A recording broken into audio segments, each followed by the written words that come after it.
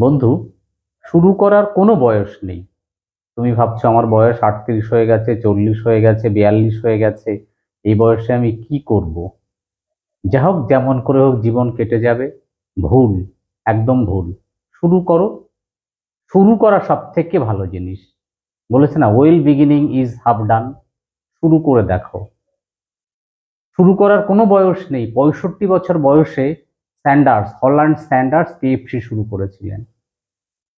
65 বছর বয়সে, যে বয়সে আমাদের দাদা কাকা বাবারা রিটায়ারমেন্ট করে ঘরের কোনায় বসতে শুরু করে, তাস খেলতে শুরু করে, জীবনের সব কাজ, তিনি 65 বছর বয়সে কেএফসি শুরু করে একটা ইন্টারন্যাশনাল ব্র্যান্ড তৈরি করতে পেরেছিলেন।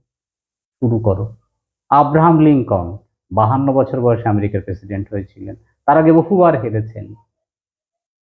শুরু করার কোনো বয়স নেই।